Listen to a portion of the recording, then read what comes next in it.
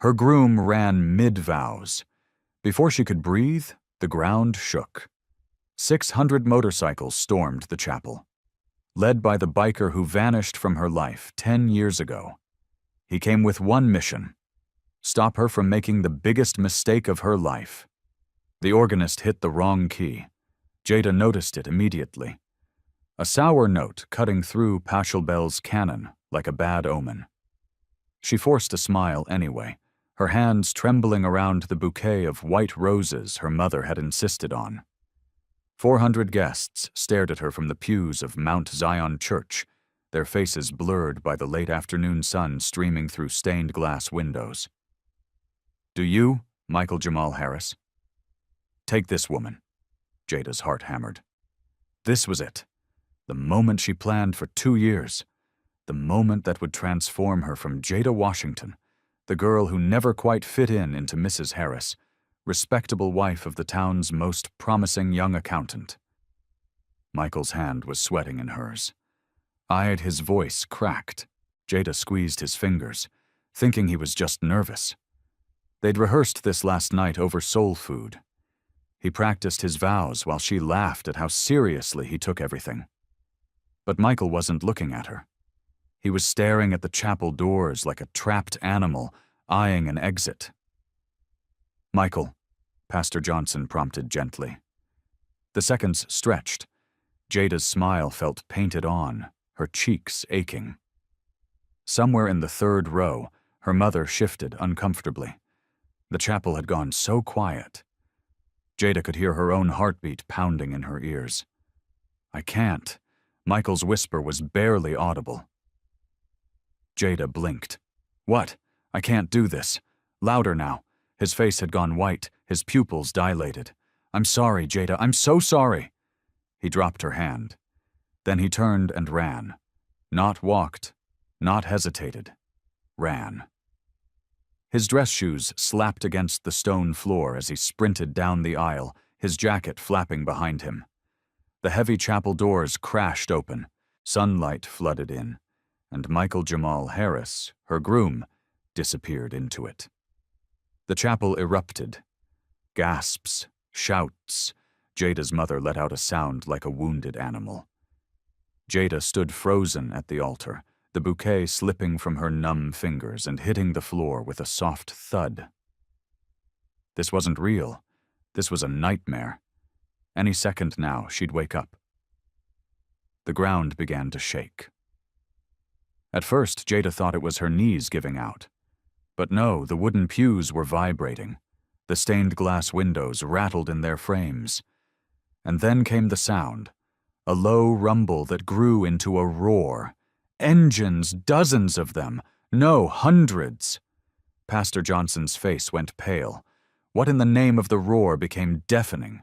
Guests scrambled from the pews, rushing toward the windows and doors. Jada stood paralyzed as people pushed past her, her veil askew, her carefully styled hair coming loose. "Jada," her father grabbed her arm, "stay here." But curiosity, or maybe shock, propelled her forward. She lifted her heavy skirt and followed the crowd outside. The sight stole her breath. Motorcycles. Hundreds of them stretching down the narrow country lane as far as she could see. Chrome gleaming in the golden hour light. Riders in black leather, some with bandanas, others with full helmets.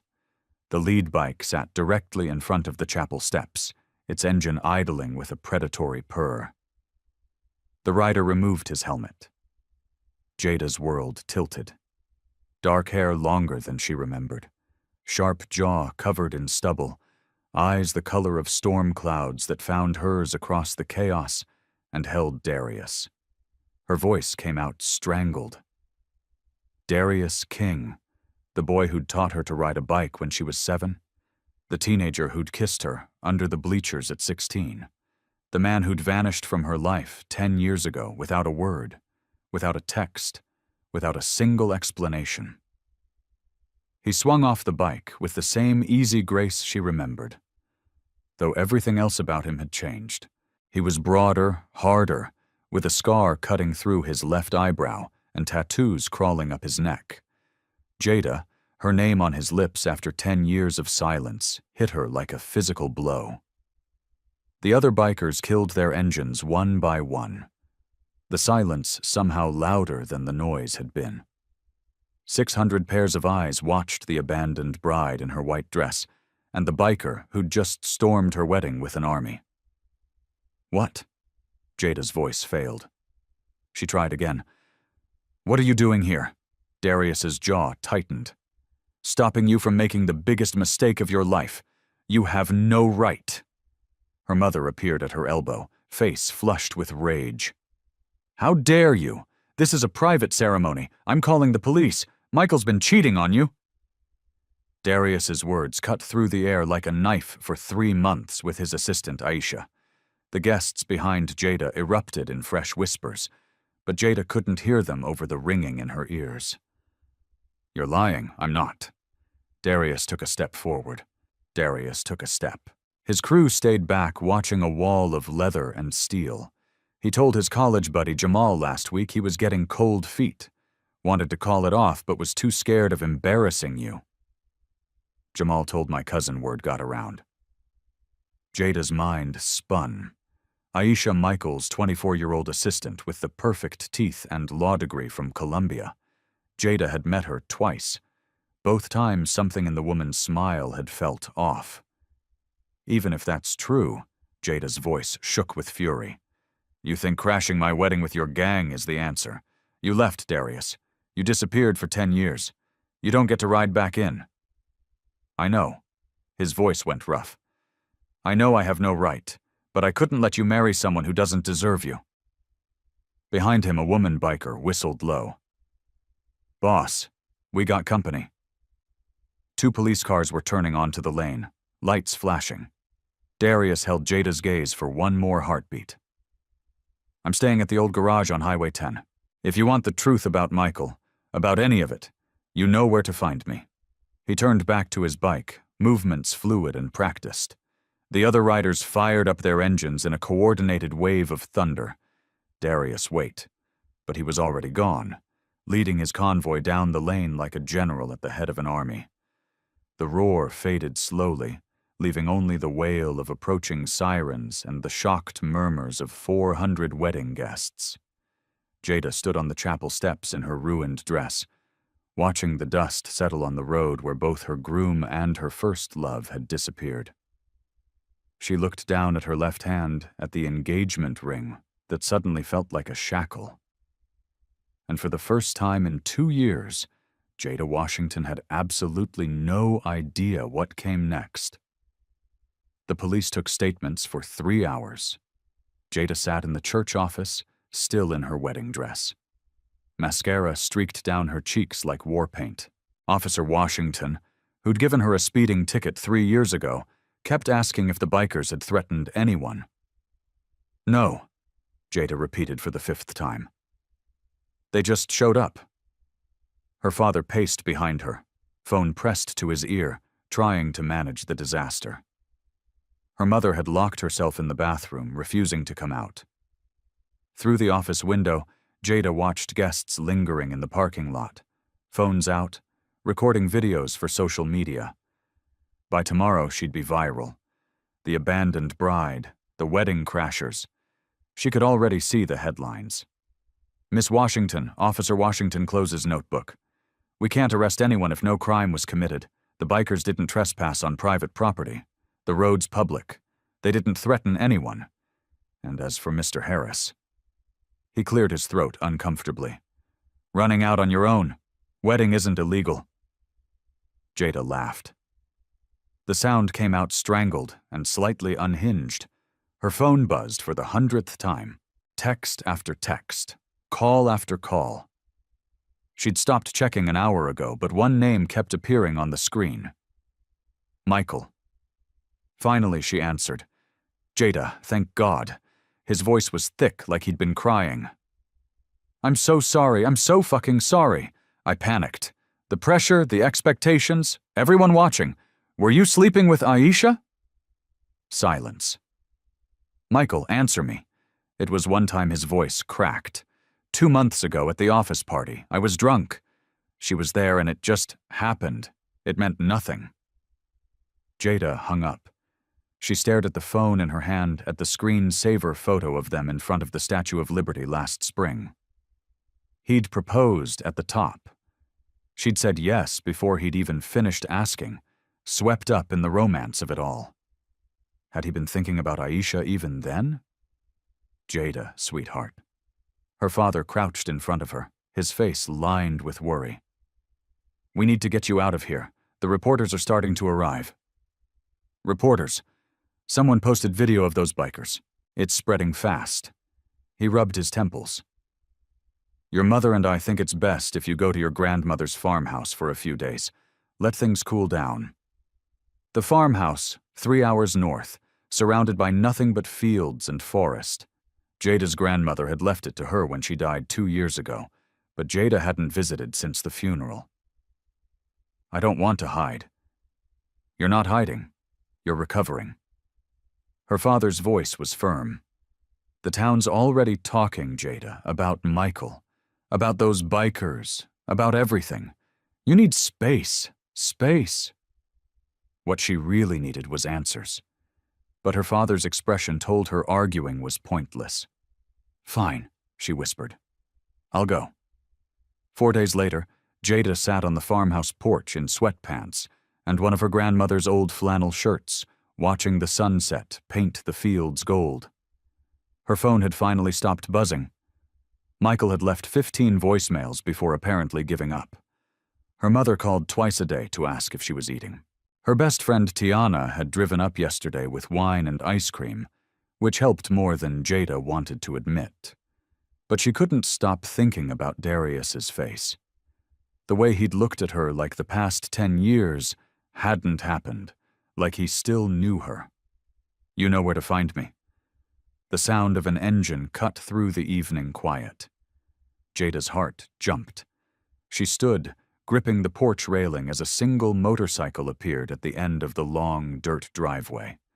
Black and chrome engine purring like a panther. The rider killed the engine and removed his helmet. Darius, you've got to be kidding me, Jada muttered. He approached slowly, hands visible, like he was approaching a spooked horse. This is on my regular route. I ride through here most weeks. Convenient. Yeah. He stopped at the bottom of the porch steps. Up close, she could see the exhaustion in his eyes. Look, I know you're angry. Angry?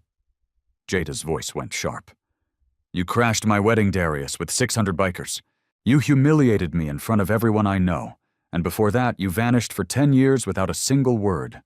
So, yeah, angry doesn't quite cover it. I had my reasons for leaving. Then share them, because from where I'm standing, you're just another man who walked away when things got hard. Darius flinched like she'd slapped him. My brother was dying. The words hung in the air between them. What? Malik? Darius's voice went rough. He was diagnosed with stage 4 cancer right after high school, given 6 months. I dropped everything to take care of him. Jada's anger faltered. Malik had cancer for 4 years, longer than any doctor predicted. Darius looked away, jaw tight. I couldn't drag you into that. You had college, your whole future. I wasn't going to ask you to put your life on hold to watch my brother die. So you just left? No explanation. No goodbye. I thought it would be easier. Cleaner. He met her eyes. I was wrong. Jada's throat tightened. Malik. Sweet. Funny. Malik, who'd taught her to play guitar. Who'd always treated her like a little sister. I'm sorry, she whispered about Malik. Me too. They stood in silence as the sun dipped below the horizon, painting the sky in shades of orange and purple. Jada's anger was still there, but it had shifted, making room for something more complicated. Why did you really come to my wedding? She asked quietly. Darius climbed the steps until they were face to face. Because I couldn't watch you marry someone who doesn't see you the way I do. And how do you see me? He smiled, sad and knowing, like you're the only real thing in a world full of copies. Jada's breath caught. Before she could respond, Darius stepped back. One ride tomorrow. No pressure, no expectations. Just you, me, and the road to clear your head. He was walking away before she could answer, helmet under his arm. Darius. He turned. I'll think about it. His smile was genuine this time. That's all I'm asking. Jada woke to her phone, exploding with notifications. She grabbed it groggy, squinting at the screen. Twitter, Instagram, Facebook, even TikTok, which she barely used. Her hand shook as she scrolled for the first few posts. Runaway groom trending nationwide. Someone had uploaded professional quality video of Michael sprinting down the aisle. Another showed the bikers arriving.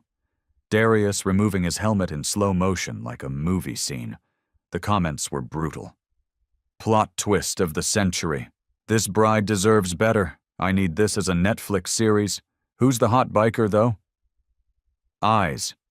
But then she saw the other posts, the tabloid articles, the think pieces. Biker gang terrorizes small-town wedding. 600 motorcycles storm church. Groom flees in fear. Bride's secret past. Who is the mysterious Darius King? Someone had dug up her high school yearbook photos. Pictures of her and Darius at prom, his arm around her waist. Both of them grinning like they own the world. The caption read, "Childhood sweethearts reunited, but at what cost?" Jada's stomach turned. They were making her a story, not a person, a headline. Her mother called at 8 a.m. "Have you seen the news? No greeting. Just panic, Jada. They're camped outside our house. Reporters with cameras. Mom, I'm sorry, your father's business is getting calls. They're asking if he knew about your biker boyfriend. The Thompsons canceled their dinner party because they don't want to be associated with." Her voice broke. This is a nightmare. Jada closed her eyes. The Thompsons. Community club friends who donated to her father's city council campaign last year. Of course, they distanced themselves. What do you want me to do?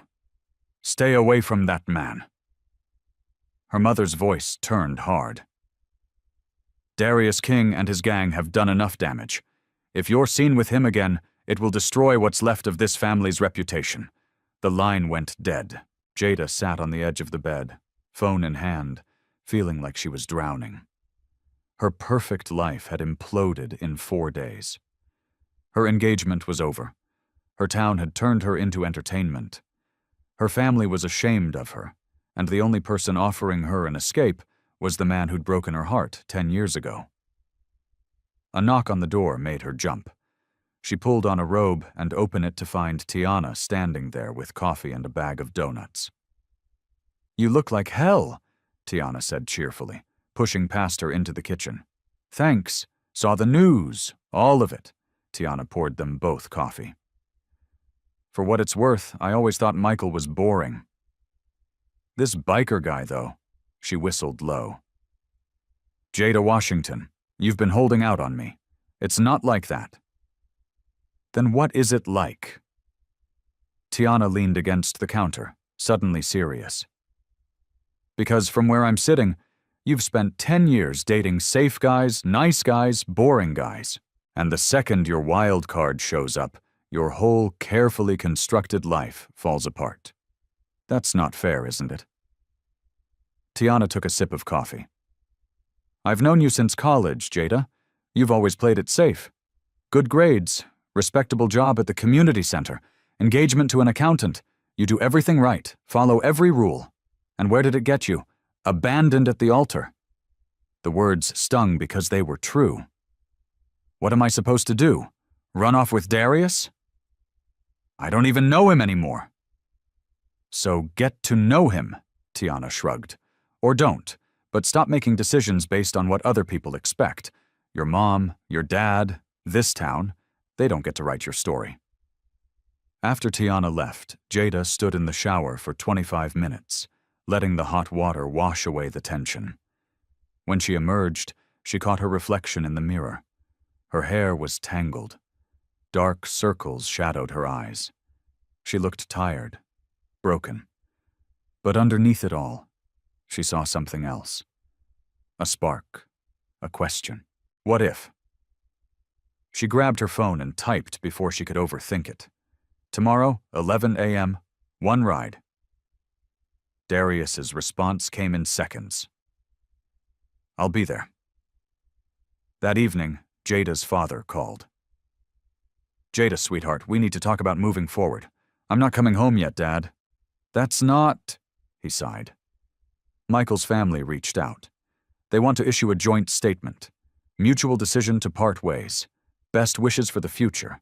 It would help both families move on. A cover-up. Damage control, he corrected. The Harrises are well connected. It's in everyone's best interest to handle this gracefully. Jada thought about Michael's 15 voicemails, his tearful confession. Aisha. No, Jada. He cheated on me, Dad. He humiliated me. And now his family wants me to help save his reputation. Her voice was still. No, let him deal with the consequences. Silence stretched across the line. Is this about that biker? Her father's voice went cold.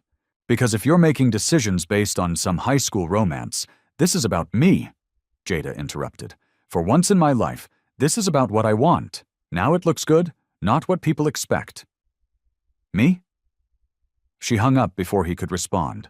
Her hands were shaking, but not from fear. From something else entirely. Freedom. The next morning, Jada pulled on jeans and a leather jacket she'd found in her grandmother's closet.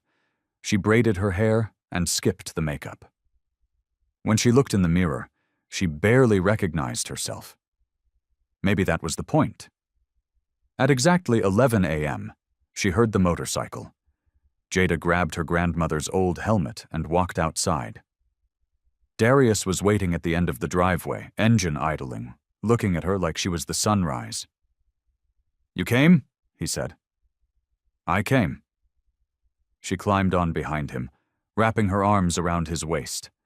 His leather jacket was warm from the sun. One ride, that's it. One ride, he agreed. The engine roared to life beneath them, and Jada Washington, for the first time in her carefully planned life, had absolutely no idea where she was going. It felt perfect. The world disappeared into wind and speed. Jada had forgotten what this felt like, the rush of air stealing her breath, the rumble of the engine vibrating through her bones, the way fear and exhilaration mixed until they became the same thing. Darius took the back roads, avoiding the highway. They carved through valleys where morning mist still clung to the ground, past abandoned barns and fields of wild sunflowers, through tunnels of trees that turned the sunlight green and gold. Jada pressed closer, her arms tight around his waist. She felt his heartbeat through the leather, steady, strong, real. No words, no expectations, just this. After an hour, Darius pulled into a roadside diner that looked frozen in 1962, faded red booths, checkered floor, a jukebox in the corner playing Patti Cline. Jada removed her helmet, her hair wild and tangled. She was grinning without meaning to. Forgot how much you love speed, Darius said, his own smile crooked. Forgot how good you are at finding the emptiest roads. They slid into a booth by the window.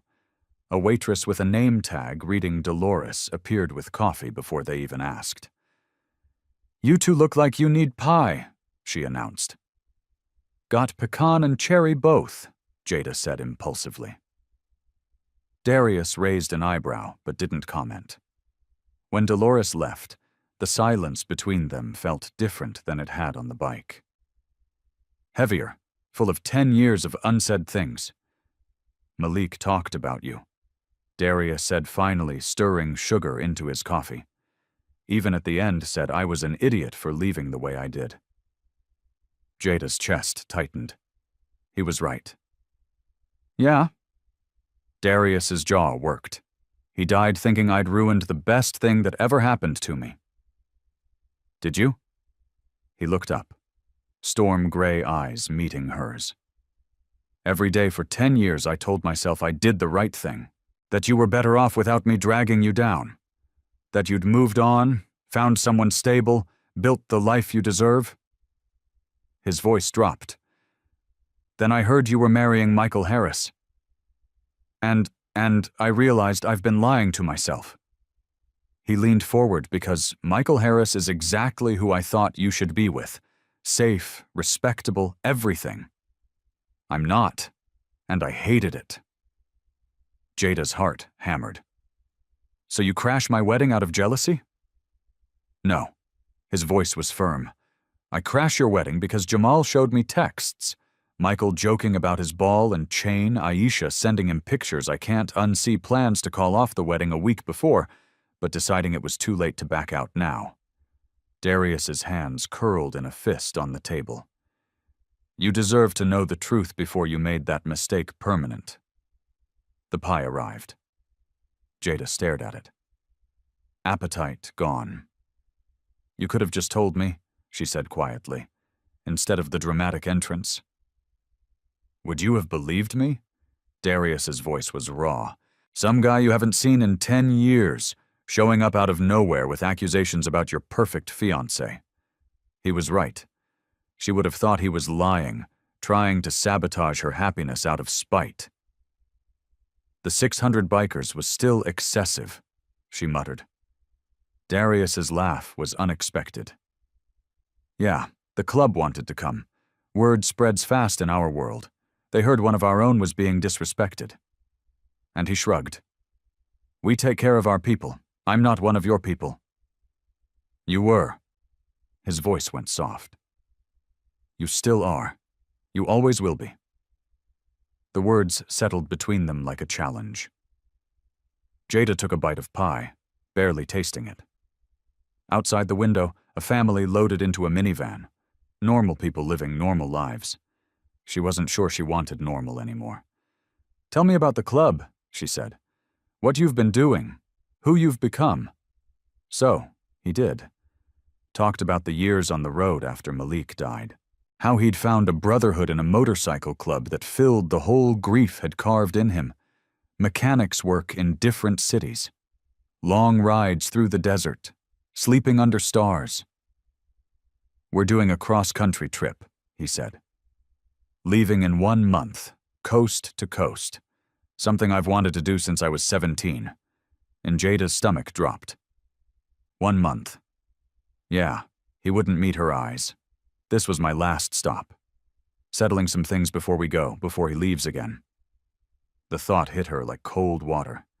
She just found him, and he was already preparing to disappear again. How long will you be gone? Indefinitely. Maybe forever. I don't have anything keeping me in one place anymore. He finally looked at her. Unless I find a reason to stay. The words hung there, heavy with meaning. Jada wasn't ready to unpack. I should get back, she said abruptly, standing. My family will worry. Darius's expression shuddered. Right. Yeah. The ride back was different. Jada couldn't relax into it the way she had before. Her mind spun with questions. 1 month. Then he'd be gone. And she'd be what? Back at the farmhouse, hiding from reporters, rebuilding a life in a town that now saw her as entertainment when they pulled up at the farmhouse. Darius killed the engine but didn't move to get off. Jada. Her name was rough in his throat. I came back because I couldn't watch you end up with someone who doesn't see you the way I do. But I'm not asking you to wait for me. Not again. Then what are you asking? He turned to face her. I'm asking for this month. However many rides you'll give me, however many conversations, let me prove that leaving you is my biggest mistake. That's all. Jada climbed off the bike, legs unsteady. Her emotions were a tangled mess. Anger, longing, fear, hope, all fighting for space in her chest. I'll think about it, she said. His smile was sad. That's what you said last time. Last time I agreed. She pulled off the helmet and handed it to him. This time I mean it." She walked to the house without looking back, but she felt his eyes on her until she closed the door. Inside, she leaned against it, heart racing. 1 month? What could happen in 1 month? Everything whispered a voice in her head. Or nothing at all. Jada's phone lit up at midnight with a call from her mother. "Have you seen what they're saying?" "No. Hello." Jada rubbed her eyes, disoriented. "Mom, it's midnight. The town Facebook group. They're calling those bikers dangerous, saying they scared Michael away." "That you are." Her voice cracked. "That you're having some kind of breakdown and associating with criminals." Jada's blood went cold. She opened her laptop and found the group. 3,000 members, half the town. The comments made her sick. Those bikers are why the Groom ran. Who wouldn't be terrified? Jada Washington always was attention-seeking.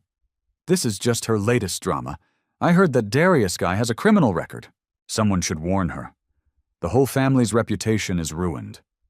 Marcus Washington will never make council member now. Her father's city council appointment. She'd forgotten about it. The vote was in 8 weeks. A new post appeared, tagged with her name. Someone had photographed her on the back of Darius's motorcycle yesterday. The caption read, "Guess the abandoned bride isn't heartbroken after all. Already moved on to the gang leader." 400 likes, 250 comments.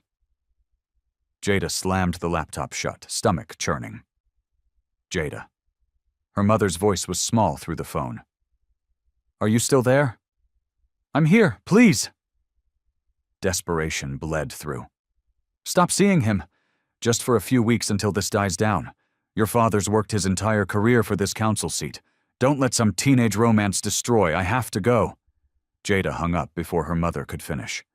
She tried to sleep but couldn't. Every time she closed her eyes, she saw those comments. The judgment, the assumptions. By morning, it was worse. The local paper, actual print newspaper that only old people still read, had run a story. Motorcycle gang disrupts wedding. Town residents express concern. They'd interviewed Jada's neighbors, the church committee, even Ms. Thompson from the community club, who called the bikers threatening and inappropriate. One quote stood out. "Jada Washington was a sweet girl before she reconnected with that king boy. I hope she comes to her senses before she gets hurt or worse." Tiana called at 8 a.m. "Don't read the comments," she said immediately. Too late. "Jada, listen. Half of these people are bored idiots with nothing better to do. The other half are your parents' friends protecting their social circle. None of it matters. It matters to my dad's appointment. It matters to my family. Does it matter to you?" Jada didn't answer. That afternoon, she drove into town for groceries. Bad idea.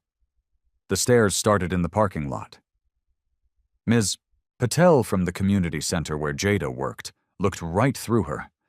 At the checkout, the teenage cashier whispered to her coworker, both of them glancing at Jada with barely concealed excitement. In the produce section, she overheard 2 women talking. Absolutely shameless. Back on that motorcycle the very next day, I heard the bikers are dangerous. Drug runners or something. Poor Michael. Dodged a bullet if you ask me. Jada abandoned her cart and left. She was sitting in her car, hands shaking when someone knocked on the window. Michael. He looked awful. Unshaven, rumpled suit, eyes bloodshot. "Jada, please, can we talk?" Against her better judgment, she rolled down the window. "I'm not here to make excuses," he said quickly. I'm leaving town, taking a job in Atlanta, starting over. But I needed to tell you I'm sorry. Truly sorry. You deserved better than what I did." "Yeah, I did." He flinched. "The thing is, everyone's blaming Darius, saying he scared me off or ruined everything. But that's not true. I was the coward. I'm the one who cheated. I'm the one who ran his voice dropped. Don't let them make you the villain in a story where I'm the one who screwed up." Jada stared at him. This might be the most honest Michael had been in their entire relationship. Why are you telling me this? Because I destroyed your life enough. I won't let them destroy you too. He stepped back from the car. For what it's worth, Darius looked at you at that wedding the way I never did, like you were the only person in the world. He walked away before she could respond. Jada drove back to the farmhouse in a daze. When she arrived, Darius was there, leaning against his bike at the end of the driveway. "Bad day?" he asked, reading her face. "The worst. Want to talk about it or run from it?" Jada looked at him, really looked at the scars and tattoos and rough edges at the man who'd ridden into her disaster of a life, and refused to apologize for it. "Run from it?" she said. His smile was pure relief. "Your chariot awaits." But before she could move, a black SUV pulled up the driveway. Her father emerged, face thunderous. "Jada, get in the car now, Dad," I said. "Now." He turned to Darius. "And you stay away from my daughter. You've caused enough damage." Darius's expression went hard. "Jada's an adult. She can make her own choices." "Can she?" "Because from where I'm standing, she's making terrible ones." Her father's voice rose. "My family has lived in this town for 4 generations. We have a reputation, connections, a future." "And you?" He jabbed a finger at Darius. "You're destroying all of it." "I'm not destroying anything," Darius said quietly. "Your daughter's fiancé did that when he cheated on her and ran. Don't you dare! Dad, stop!" Jada stepped between them. "Just stop." Her father's expression crumbled. "Jada, please think about what you're doing. That council seat vote is in 8 weeks. If you keep seeing him, I'll lose everything I've worked for." The weight of it crushed down on her. Her father's dream, her mother's anxiety, the town's judgment. Darius's eyes met hers. He said nothing, didn't push, just waited. "I need time," Jada whispered. Darius nodded slowly. "Take all the time you need." He climbed on his bike and rode away without looking back. Her father exhaled. "You made the right choice." But as Jada watched Darius disappeared down the road, she wasn't sure she'd made any choice at all. She'd just let fear decide for her. And it felt like losing something she'd never get back. For 4 days, Jada didn't leave the farmhouse. She ignored calls, deleted social media apps, sat on the porch, watching the fields turn gold in the afternoon light, feeling like a ghost haunting her own life. Tiana drove up on the 3rd day with soul food and 0 patience. "Okay, intervention time." She dropped the food on the kitchen table. "You look like you haven't showered in a week." 2 days, Jada muttered. Even worse, Tiana pulled out plates. "Talk to me. What's going on in that head?" "I'm tired." Jada's voice cracked. "Tired of being judged. Tired of disappointing people. Tired of feeling like every choice I make is wrong. So, stop caring what they think. Easy for you to say, your dad's not about to lose his dream job because of your choices." Tiana set down her fork. "Jada, real talk, your dad's a grown man. If he loses that council seat because his adult daughter dated someone the town doesn't approve of that says everything about the people voting and nothing about you, it's not that simple. It is exactly that simple." Tiana leaned forward. "You spend your whole life being what everyone else needed. The perfect daughter, the perfect fiancé, the perfect community center worker who never makes waves. And what did it get you? Abandoned at the altar by a cheating accountant." The words stung because they were true.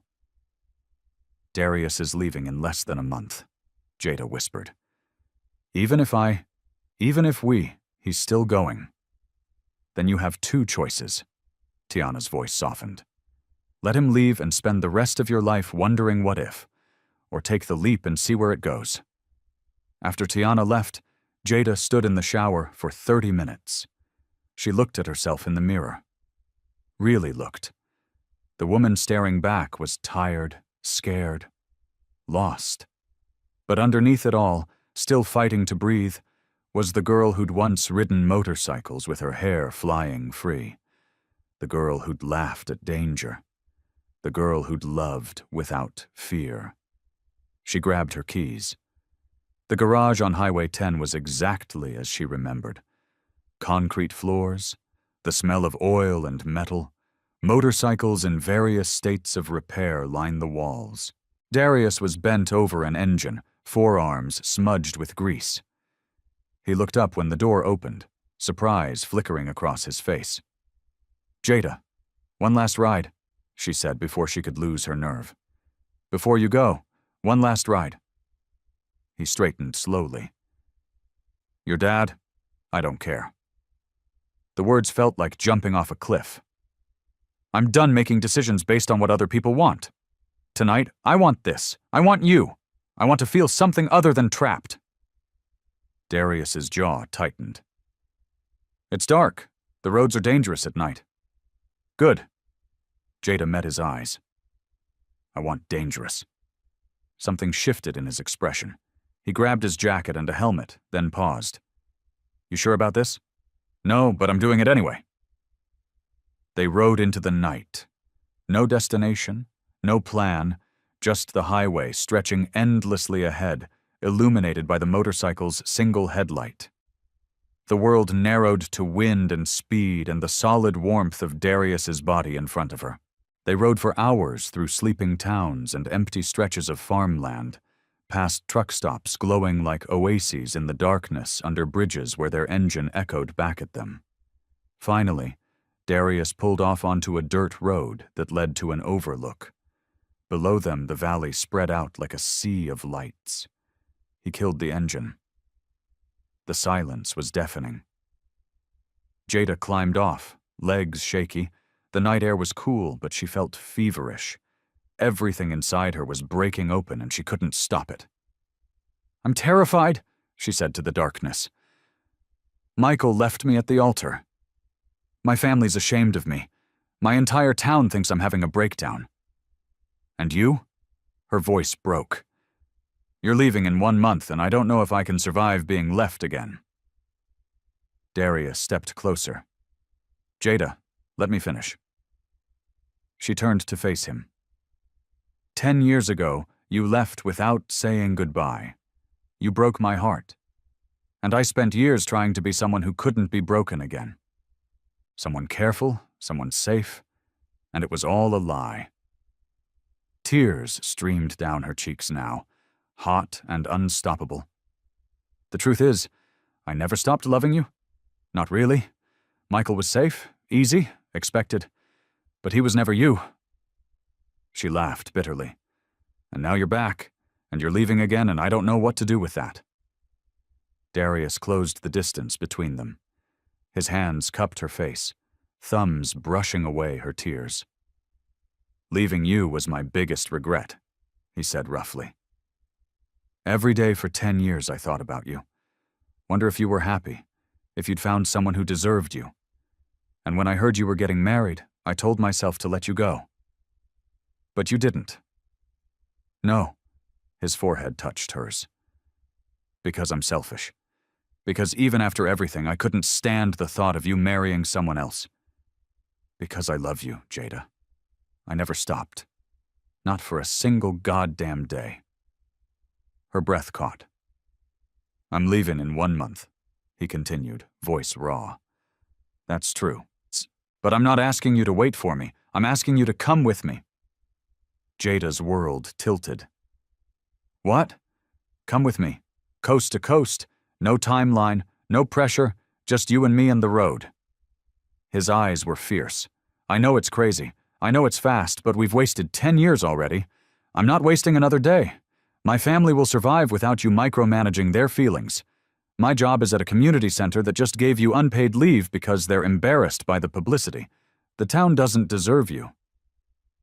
Jada stared at him, at this man who'd crashed her wedding and turned her life upside down.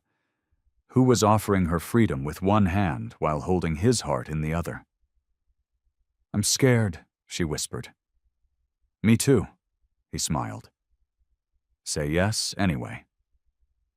And Jada Washington, who'd spent 29 years playing it safe, made the most reckless decision of her life.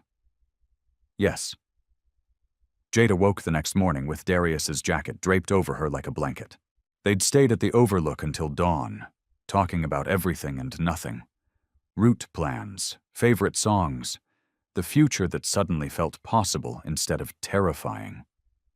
When the sun rose, painting the valley in shades of pink and gold, Jada had felt something shift inside her chest. Hope. But reality crashed back in when she drove home and found her parents' car in the driveway. Her mother was pacing the porch, phone clutched in her hand. Her father sat on the steps, head in his hands. They both looked like they'd aged 10 years overnight. "Where have you been?" Her mother's voice was shrill. "We've been calling for hours. We thought something happened." "I was with Darius." The words dropped like a bomb. Her father stood slowly. "Jada, we need to talk inside now." The farmhouse kitchen had never felt smaller. Jada leaned against the counter while her parents stood across from her like prosecutors. "The Thompson dinner is tonight," her mother started. "The one where your father will meet the committee members who vote on city council appointments. We need you there to show we're a stable, united family." "I'm not going." Her mother's face crumbled. "Jada, please let me handle this, Lorraine." Her father's voice was controlled, but Jada could see the fury beneath. "Jada, I've been patient. I've tried to understand, but this ends now.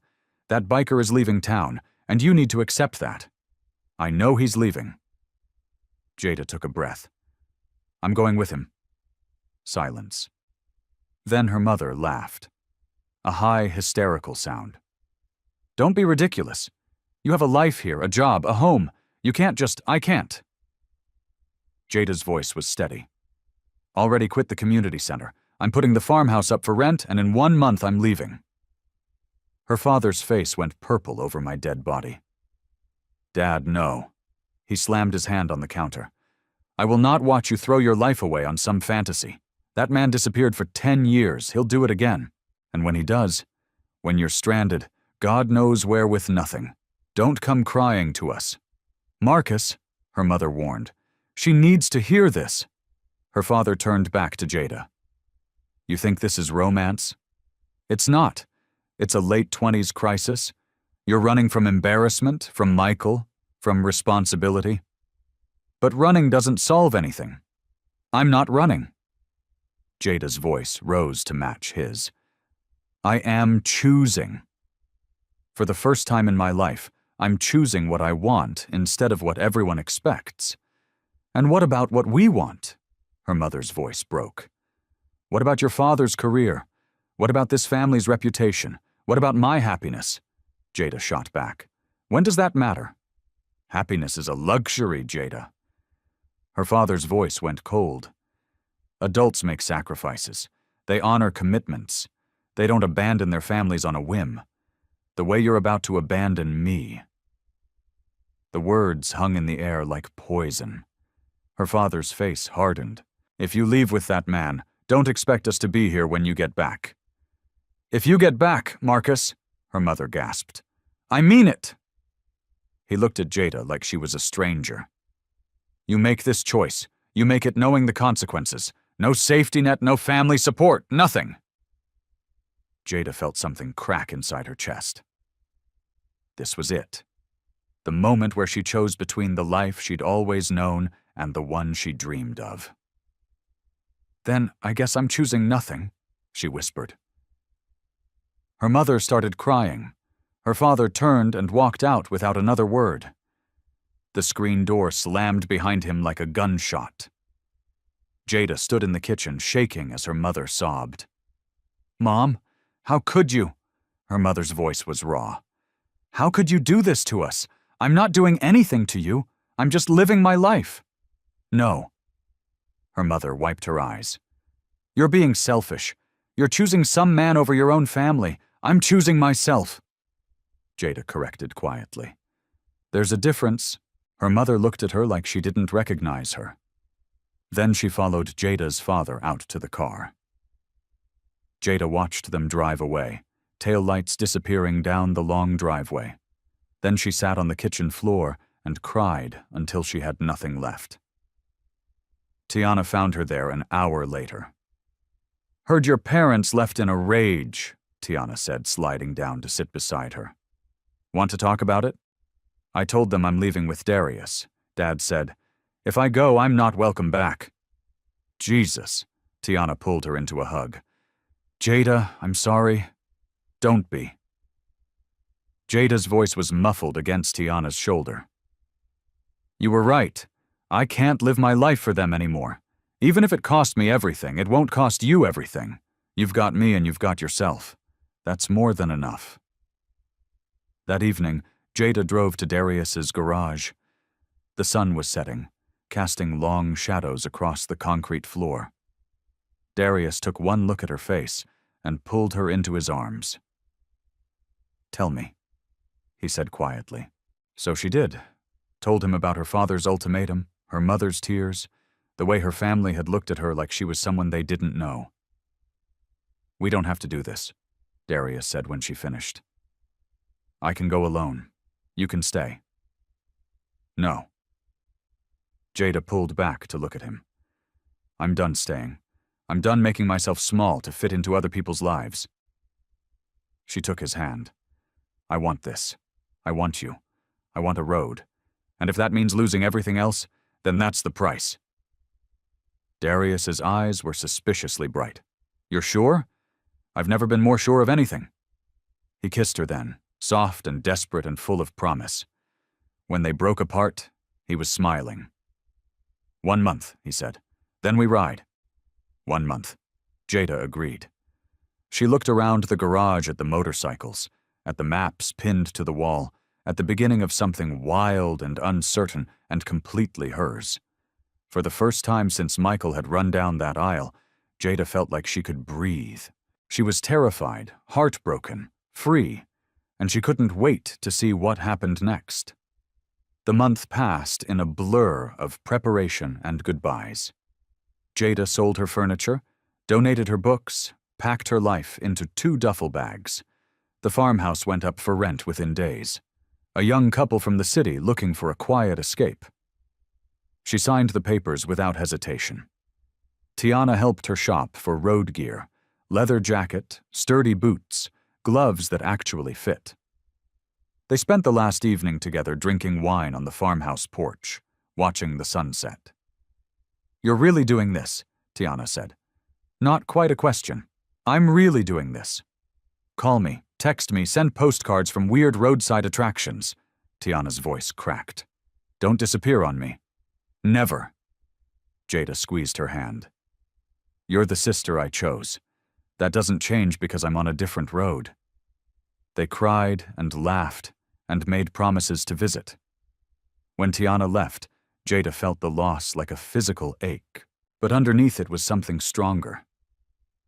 Excitement. The day before departure, Jada's phone rang. Unknown number. "Hello, Jada. It's Michael." She almost hung up, but something in his tone stopped her. "I'm in Atlanta now," he said quietly. "Starting fresh. Therapy twice a week. Trying to figure out who I am when I'm not pretending to be someone I'm not." "Good for you. I heard you're leaving town with Darius." Jada's grip tightened on the phone. "Who told you?" "Small town. Word spreads." He paused. "I called to say I'm happy for you, and I'm sorry for all of it. You deserve someone who is brave enough to choose you. I'm glad you found him." The apology she needed at the altar finally arrived. Too late to change anything. Just in time to let her let go. "Thank you," she said softly. "I hope you find what you're looking for, Michael. You too, Jada. Be happy." The line went dead. Jada stared at her phone, feeling a chapter close.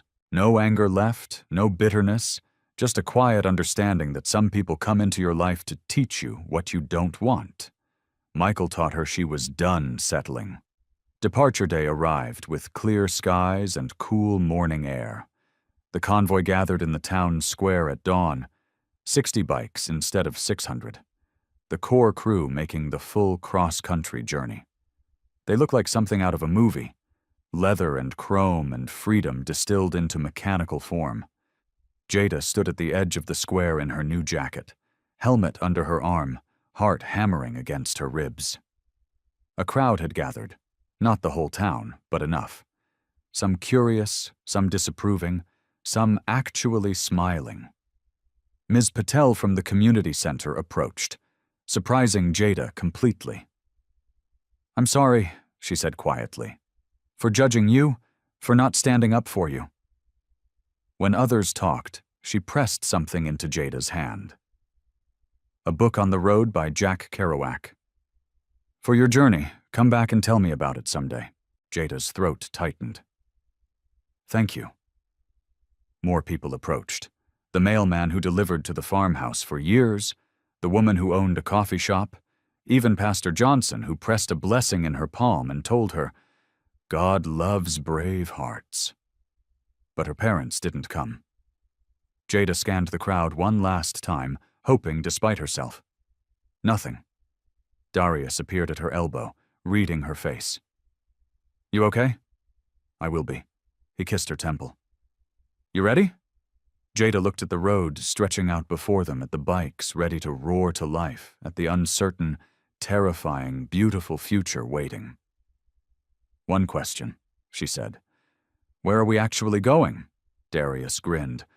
"Wherever the road takes us. That's the whole point. That's not a plan." "No."